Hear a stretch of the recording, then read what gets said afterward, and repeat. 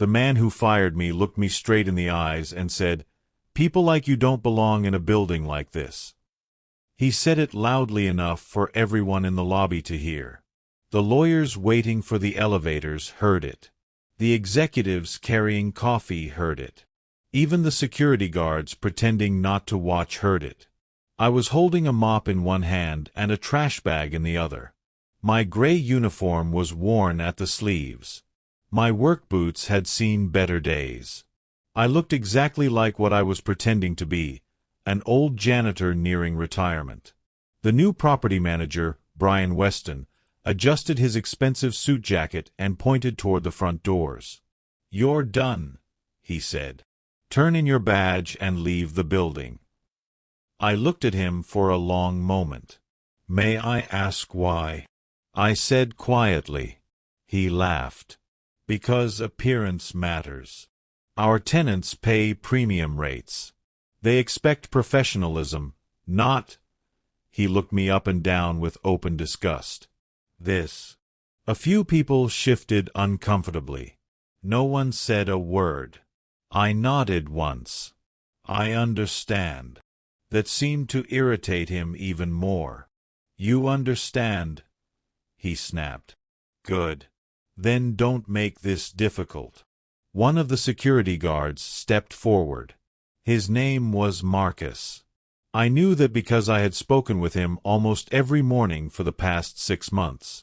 He looked embarrassed. "Mr. Collins," he began. Brian interrupted him. "Escort him out." Marcus hesitated. "It's okay," I said. I removed my badge and placed it carefully on the reception desk. Brian picked it up with 2 fingers, as if it were contaminated. "Finally," he muttered. I smiled politely. "Thank you for the opportunity." He frowned. "You're thanking me?" "Yes." "For what?" "For showing me something important." He rolled his eyes. "Just leave." I walked across the marble lobby without looking back. The revolving doors turned slowly behind me. Outside, the afternoon sun reflected off the glass facade of the building. Westbrook Plaza. 32 floors. More than 80 tenants. And one property manager who had no idea whose building he was standing in. I got into an old blue pickup truck that looked almost as tired as I did. Most people assumed I drove it because I couldn't afford anything better. That assumption had served me well. I sat behind the wheel for a minute before reaching into the glove compartment.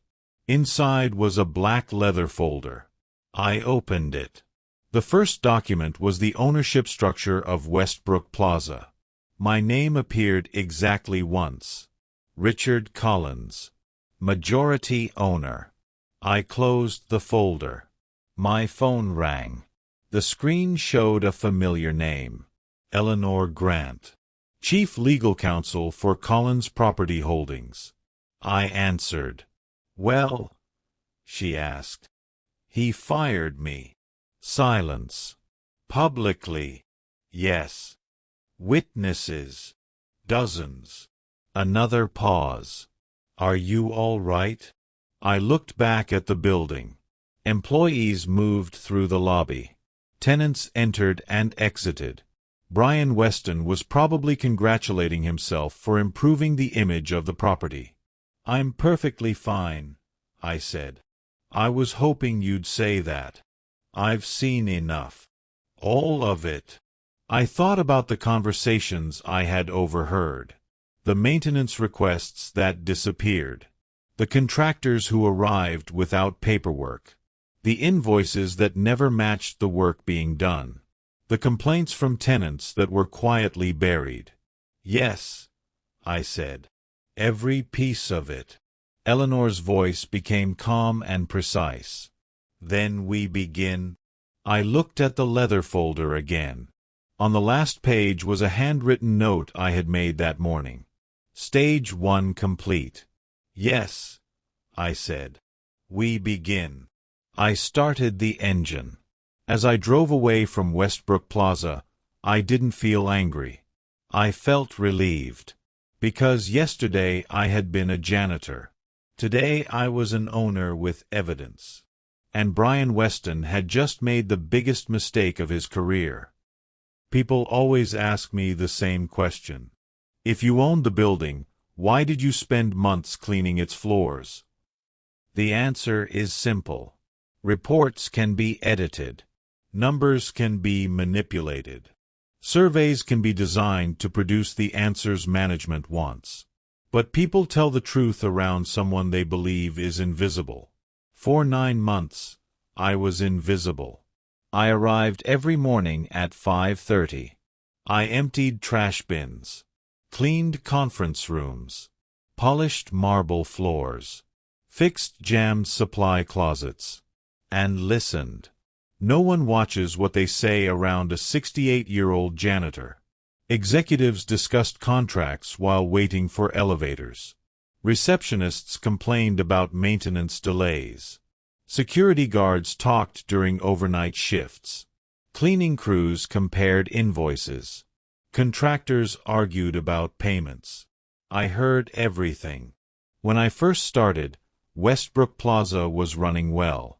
The previous property manager, Daniel Harper, wasn't flashy, but he was competent. Tenants respected him. Employees trusted him. Expenses were stable. Then Daniel retired. 3 weeks later, Brian Weston arrived. Everything changed. His first staff meeting lasted 12 minutes. He didn't ask questions. He gave orders. Efficiency, he said. Image. Premium positioning. Within a month, half the maintenance supervisors had been replaced.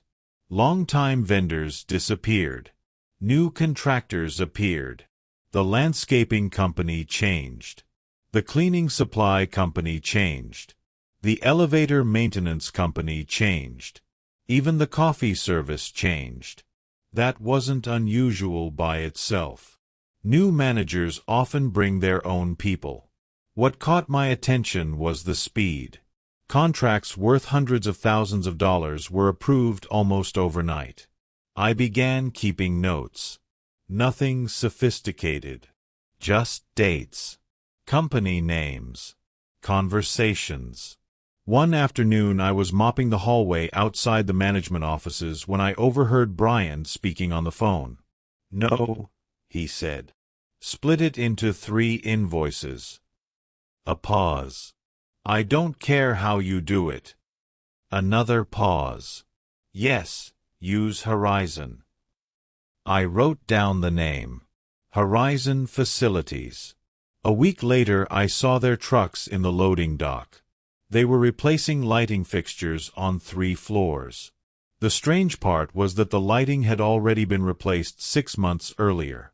I knew because I had helped the electricians access several utility rooms. The old fixtures had been almost new. I asked one of the technicians a simple question.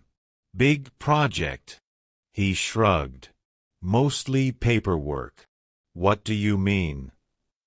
He looked around before answering. "We're replacing maybe 20 fixtures." "Only 20?" He smiled. "That's what we're actually replacing." Then he walked away. I remembered that conversation. 2 days later I found a copy of the work order in a recycling bin. It listed 240 fixtures. I didn't take the document. I photographed it and put it back exactly where I found it. That became my routine. Observe. Document. Leave no trace. The first real clue came from an unlikely source. Mrs. Alvarez. She owned a small accounting firm on the 8th floor. Every Tuesday morning she brought homemade cookies for the cleaning staff. She was one of the few tenants who always learned people's names. One morning she looked unusually frustrated. "Richard," she said, "can I ask you something?" "Of course." "Have they been renovating other floors too?" "Yes." "Constantly." She sighed. "Our maintenance fee increased again." That's unusual. That's what I thought. She lowered her voice. I asked for the budget breakdown. And they refused. I looked at her carefully. Did they give a reason? They said the information was confidential. That answer bothered me. Tenant operating expenses were not supposed to be hidden, especially in a building with long-term commercial leases. Mrs. Alvarez smiled sadly. I've been in business for 32 years, she said. Whenever someone tells me I'm not allowed to see the numbers, I know the numbers are the problem. That afternoon I requested access to the basement storage rooms. Janitors had keys to almost everything. Management rarely noticed. Room B-17 contained archived maintenance records. Most people would have seen dusty boxes. I saw a timeline. I spent 3 hours comparing invoices from before Brian's arrival with invoices from the past 4 months. The pattern was impossible to ignore. The same company name kept appearing. Horizon Facilities. Electrical work. Plumbing. Carpet replacement. Emergency repairs. Roof inspections. Different services. Different invoice amounts. Same company. That alone wasn't proof. Then I found something that made me stop breathing. A vendor registration form. The emergency contact for Horizon Facilities was listed as Michael Weston. I stared at the last name. Weston. I copied the information into my notebook. When I left the basement that evening, Brian walked past me in the corridor. He didn't recognize me. He never really looked at janitors. Clean up the lobby better tomorrow, he said. It reflects on the building. I nodded. Yes, sir. As he disappeared into the elevator, I looked down at my notebook. For the first time, I wasn't investigating incompetence. I was investigating family. And that made everything far more dangerous. Once I realized Horizon Facilities was connected to Brian's family, I stopped looking for mistakes. I started looking for a system. Corruption is rarely chaotic. It has patterns, routines, people who know exactly which rules can be bent and which records can be altered. For the next 3 weeks, I became the most attentive janitor in Westbrook Plaza. I arrived before dawn and left after dark. I cleaned offices no one else wanted, volunteered for basement inventory, took extra shifts near the loading docks. The less important people thought I was, the more they talked around me. The first breakthrough came from the maintenance department. Tom Henderson had worked in the building for almost 20 years. He was the kind of man who could repair an air conditioning unit with a screwdriver and a flashlight. Brian hated him. Tom asked too many questions. One evening I found him sitting alone in the workshop. He looked exhausted. Long day? I asked. He laughed bitterly. They want me to sign another completion report. For what? Roof drainage repairs. Were the repairs completed? He looked directly at me. Richard, have you ever been on the roof? Several times. Then you know nothing was repaired. I stayed quiet. Tom opened a folder and showed me photographs. The drainage system was in exactly the same condition it had been in months earlier. The invoice amount was $187,000. For this? I asked. He nodded. They told me to sign it anyway. Did you? No. What happened? I was transferred to basement maintenance. Punished for refusing. I memorized the invoice number before handing the folder back. The second breakthrough came from security. Marcus found me replacing trash liners near the service entrance. You were lucky, he said quietly. Lucky. That Brian fired you. I smiled. I didn't feel lucky. He's been deleting camera footage. That got my attention. What kind of footage? Loading dock deliveries. I frowned. Why? Marcus looked around before answering. I don't know. But every Friday night the archive gets erased. Who has access? Only Brian. That night I returned to the building after midnight. Not through the front entrance. Through the old maintenance corridor that connected the underground parking garage to the storage level. Very few people still used it. I still had a master key. Not because I had stolen it. Because I owned the building. The security archive room was small and poorly organized. Marcus had left one cabinet unlocked. I copied backup logs from the previous 4 months. Most of the Friday footage had been deleted. But not all of it. One backup server had failed to synchronize properly. It still contained 6 weeks of recordings. I watched delivery trucks arrive after business hours. Some carried equipment. Some carried boxes. One truck arrived completely empty. 40 minutes later it left completely empty. No equipment was unloaded. No workers entered the building. Yet the following Monday there was an invoice for emergency plumbing repairs worth $92,000. I copied every timestamp, every license plate, every driver signature. Then I left everything exactly as I found it. The third breakthrough almost exposed me. I was cleaning Brian's office when he returned unexpectedly. I had just finished photographing a folder labeled vendor renewals. He walked in without warning. What are you doing? Emptying the trash. He looked suspicious. You're taking a long time. I shrugged. The recycling bins were full. He stepped closer. For a moment I thought he had seen the folder. Instead he looked at my face. How old are you? 68. You should retire. Maybe. People who stay too long become liabilities. I nodded politely. I'll remember that. After he left, I finished photographing the documents. One page contained a list of approved contractors. Every company had a different name, different address, different service category. But the payment account numbers were almost identical. Different companies. Same destination. That was the moment I understood the scale. This wasn't one inflated invoice. It wasn't one dishonest relative. It was a network. I spent the weekend with Eleanor and a forensic accountant. We spread copies of invoices across a conference table.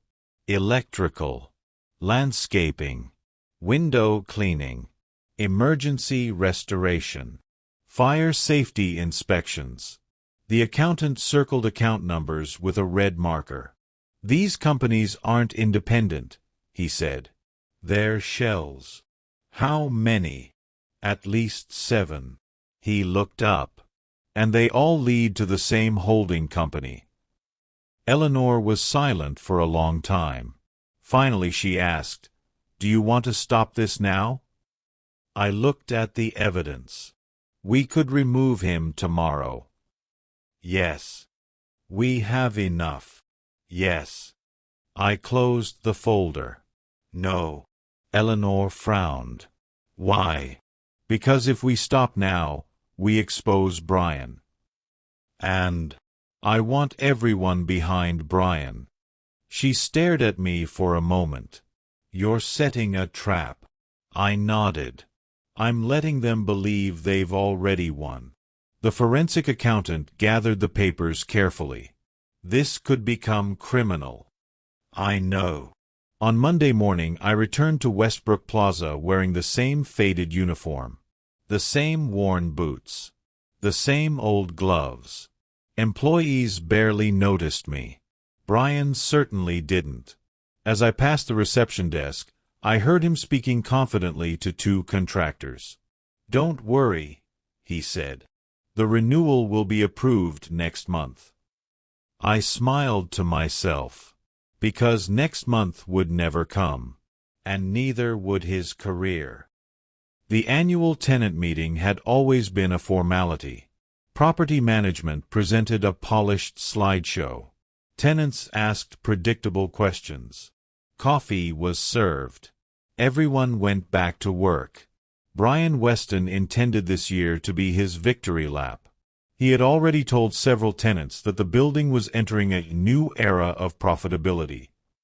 What he didn't know was that I had spent the previous 2 weeks preparing a very different presentation. Eleanor handled the legal side. The forensic accountants organized the financial evidence. An independent auditing firm verified every document. We didn't want accusations. We wanted proof. The invitations went out to every tenant, every major contractor, and every senior employee. Attendance was mandatory for companies occupying more than one floor. That meant almost everyone would be there. On the morning of the meeting, I put on the same faded janitor uniform I had worn for months. I wanted Brian to see me one more time before everything changed. The conference hall occupied the entire 24th floor. More than 100 people filled the room.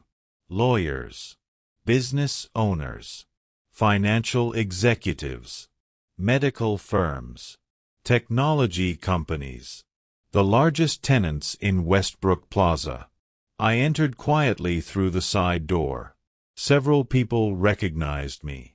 Mrs. Alvarez smiled warmly. Marcus gave a small nod. Tom Henderson looked confused.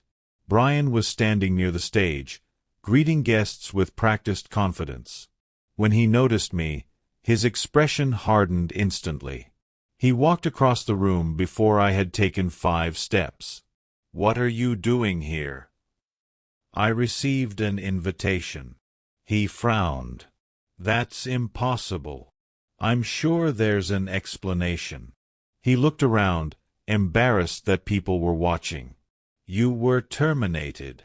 "Yes." "You're not an employee anymore." "That's correct." "Then leave." His voice had become noticeably louder. A few conversations stopped. I remained calm. "I'd prefer to stay. This meeting is for tenants and authorized personnel only." "I understand."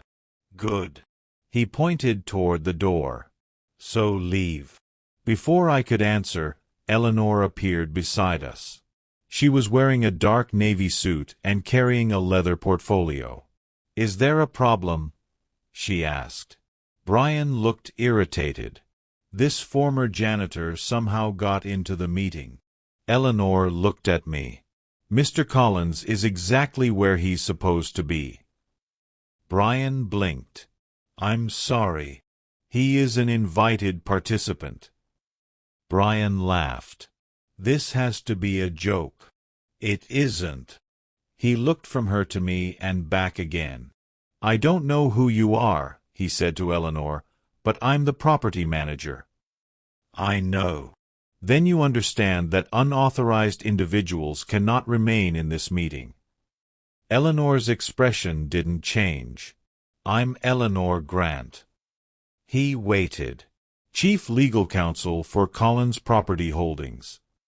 For the first time since I had met him, Brian looked uncertain.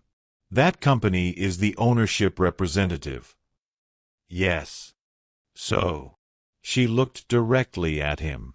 "So I suggest you stop trying to remove the owner from his own building." The silence was immediate. Brian stared at her, then at me, then back at her. "I think there's been some misunderstanding." "There hasn't." He forced a smile. "This man was a janitor." I answered quietly. "I was pretending to be one." His face lost all color. "That's not possible." "It is." "You're lying." Eleanor opened her portfolio and removed a folder. She handed him a single page.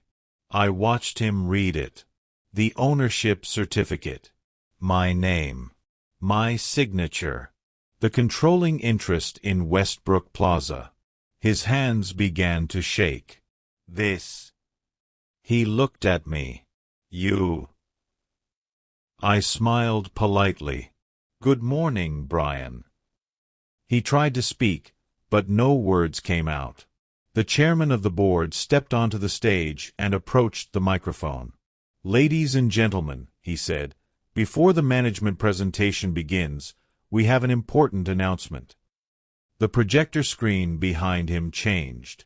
The title slide disappeared. A new slide appeared. Ownership and Governance Review. The chairman looked toward me. Mr. Richard Collins, he said, would you please join us on stage? More than 100 people turned in my direction.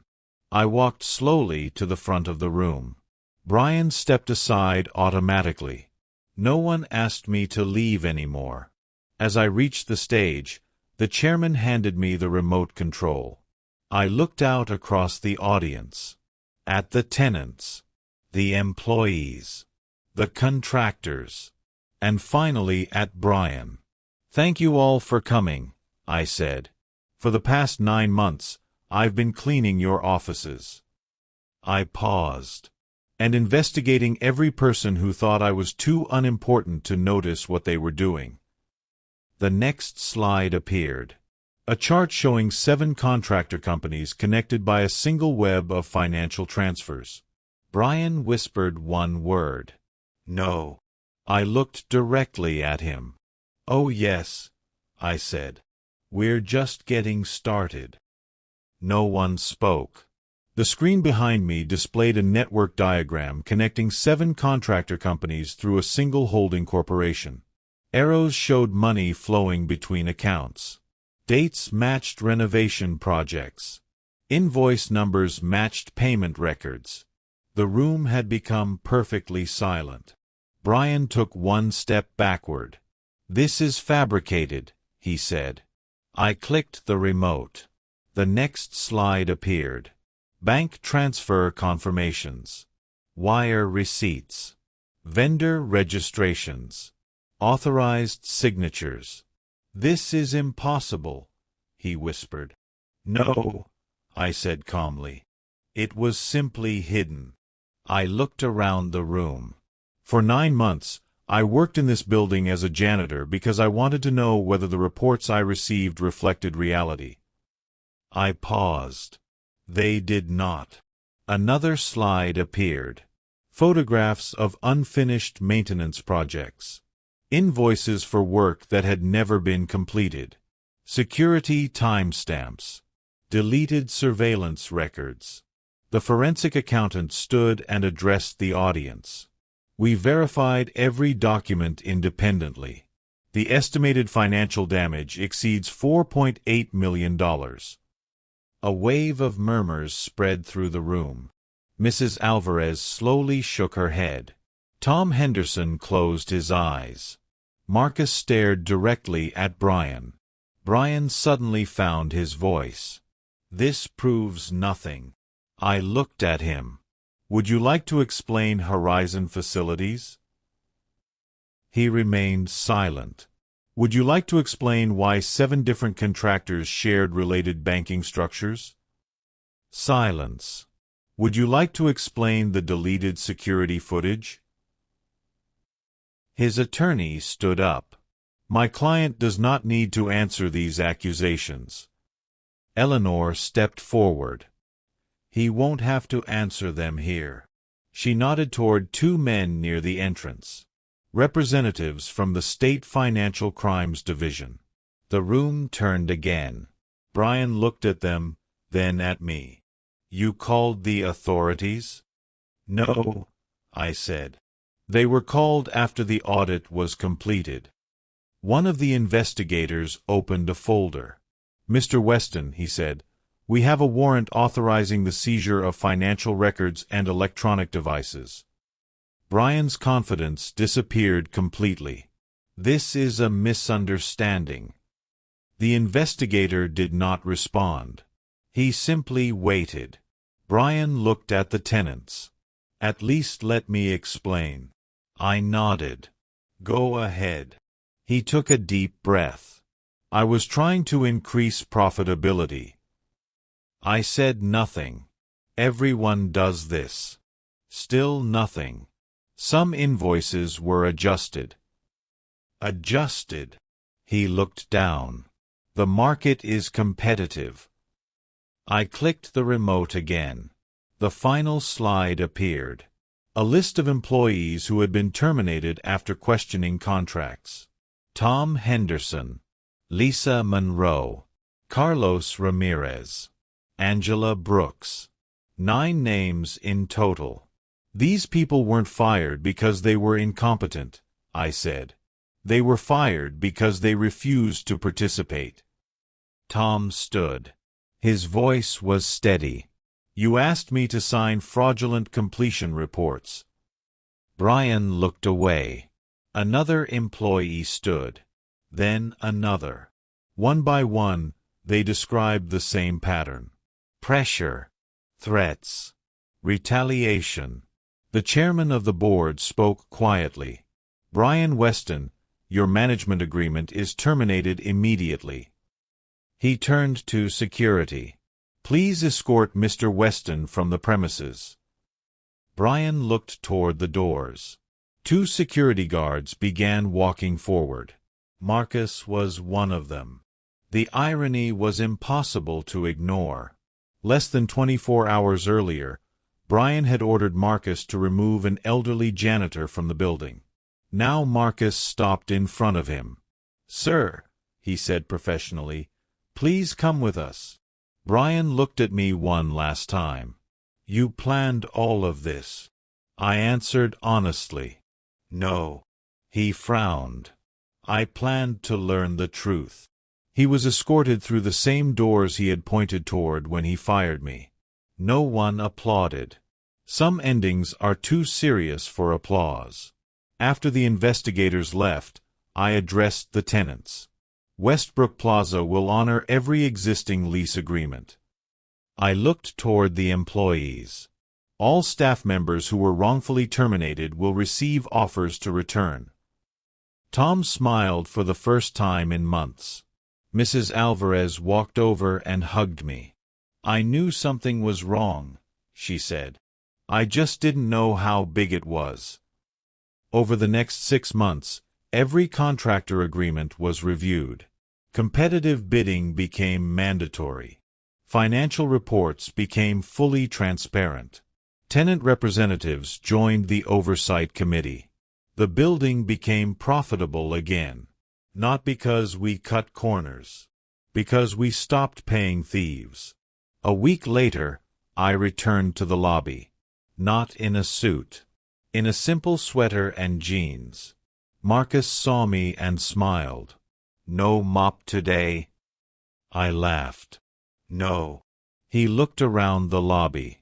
It feels different. It is different. I stood there for a moment watching people move through the building. Executives. Receptionists. Maintenance workers. Cleaning staff. Everyone greeted each other by name. Respect had returned. Before I left, I looked back at the marble floor I had cleaned so many mornings. People often think power is revealed by how someone treats their superiors. I've learned the opposite.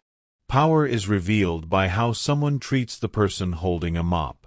Because the person holding the mop may be watching everything. And sometimes, the janitor owns the building.